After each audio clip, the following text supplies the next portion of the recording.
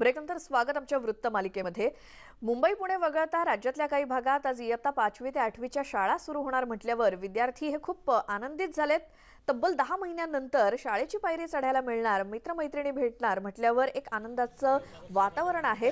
राज्यामध्ये वेगवेगळ्या ठिकाणून आपण आढावा सुद्धा घेतोय, शाळा कशा पद्धतीने सुरू होत आहेत आणि त्याचसोबत काही मान्यवर सुद्धा आपल्या सोबत असणार आहेत। शिक्षण तज्ञ हेरंब कुलकर्णी आहेतच, त्यांच्याकडे जाणार आहोत। मात्र सुरुवातीला यवतमाळमध्ये जाऊयात। भास्कर मेहरे आमचे प्रतिनिधी तिथे आहेत।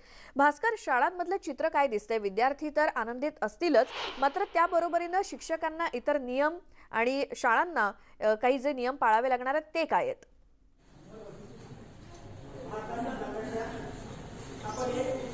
श्वेता, तुम्ही सांगितल्याप्रमाणे बरोबर आहे की विद्यार्थिनी जे आहे त्या शाळा सुरू झाल्यामुळे अतिशय या ठिकाणी आपल्याला आनंदित दिसून येत आहे। आपण या ठिकाणी मी सध्या क्लासमध्ये आहे, आपण या ठिकाणी बघू शकता की प्रत्येकाने जे आहे ते नियम पाळायला सुरुवात केलेली आहे। ही अतिशय आनंदाची गोष्ट आहे। प्रत्येकाला मास्क या ठिकाणी लावलेला आहे, सॅनिटायझरचा सुद्धा वापर केला जात आहे आणि अशा प्रकारे जर खबरदारी जर घेतल्या जात असेल तर कोरोनाला निश्चितच या ठिकाणी लगाम लागेल, यात शंका नाही आहे। मी माझ्यासोबत विद्यार्थिनी आहे, आपण तिला विचारूया।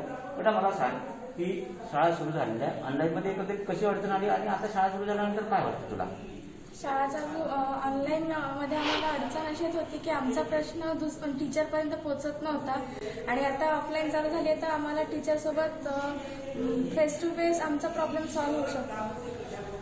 श्वेता, आपण या विद्यार्थिनीची प्रतिक्रिया बघितली, अतिशय बोलकी अशी प्रतिक्रिया। तिने सांगितलं की ऑनलाईनमध्ये अडचणी येत होत्या आणि त्यामुळे आता जेव्हा शाळा सुरू झाली तर तिला त्या विद्यार्थिनींना आनंद सुद्धा या ठिकाणी झालेला आहे। माझ्यासोबत पुन्हा शिक्षक आहे, आपण त्यांना विचारूया नेमकं, कारण शासनाने आता काही बऱ्याचशा ज्या अटी आहेत त्याला म्हणजे घालून दिलेल्या आहे, जेणेकरून ज्या की शाळेमध्ये कॅमेरे बसवणं गरजेचे आहे, सॅनिटायझेशन गरजेचं आहे आणि विद्यार्थ्यांमध्ये सोशल डिस्टन्सिंग जे आहे त्याचा कुठेही फज्जा उडायला नको आणि ही काळजी घेणं गरजेची आहे। अशात पुन्हा आपल्याकडे सोबत मुख्याध्यापक आहे, त्यांना विचारा।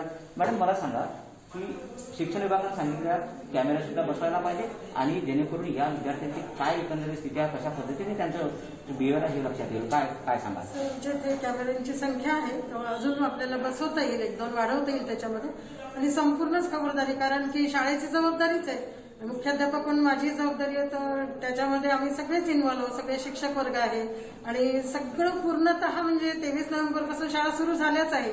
तर एक पालकांना चांगला अनुभव, आमच्या शाळेत खूप छान वातावरण आहे आणि सगळ्या वातावरणामध्ये एक मुलींनाही आनंद मिळतो, शिक्षक सुद्धा उत्सुक होते शिकवण्याकरता आणि त्याच्यामुळे नीट सुरू आहे। शासन जसं सांगेल त्याच्या आम्ही बाहेर नाहीच आहे। परिपत्रकानुसार संस्था, शाळा हे अगदी मुख्याध्यापक हे सगळे सहकार्य करतात। रोज माझी स्वतःची चक्कर असते आणि ते मी करवून घेते। आज सगळ्या लोकांनी ते बघितलंच आहे, कायम असतं, असं नाही की एक दिवस केलं बा। या ठिकाणी मला एक सांगा की विद्यार्थी ज्यावेळेस शाळेमध्ये येतात त्या ऑटोमध्ये येतात किंवा त्या टॅक्सी असतात त्याच्यात पण अक्षरशः विद्यार्थी कोंबल्या जातात, अशात तुम्ही काय? शासनाचं जे परिपत्रक आहे त्याच्यामध्ये आम्ही आमचं पण काही नियम टाकलेले आहेत, त्यांनी जे सांगितले त्यानुसार। तर आमचं तर मत आहे की पालकांनी स्वतः सोडून द्यावं, कारण की लहान मुली म्हटल्यानंतर तर अजूनच जबाबदारी आहे।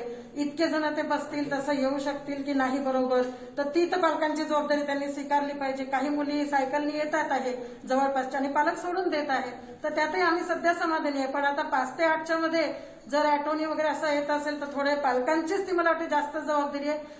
इथे आल्यानंतर ती आम्ही खबरदारी घेऊ की त्यांना कसं दूर ठेवू। एकंदरीत स्वतः आपण या ठिकाणी बघितलेलं आहे की शाळा सुरू झालेल्या आहे, शाळा व्यवस्थापन समिती आहे किंवा मग हेडमास्टर असतील, या ठिकाणचे विद्यार्थ्यांची खबरदारी घेताना आपल्याला दिसतात। मात्र त्याचप्रमाणे आता पालकांची सुद्धा एक जबाबदारी आहे, त्यांनी सुद्धा आपल्या पाल्याला सांभाळणं गरजेचं आहे आणि जे काही नियम आहेत त्याचं सुद्धा पालन व्हायला पाहिजे, अशा प्रकारची अपेक्षा या ठिकाणी मुख्याध्यापकांनी व्यक्त केलेली आहे।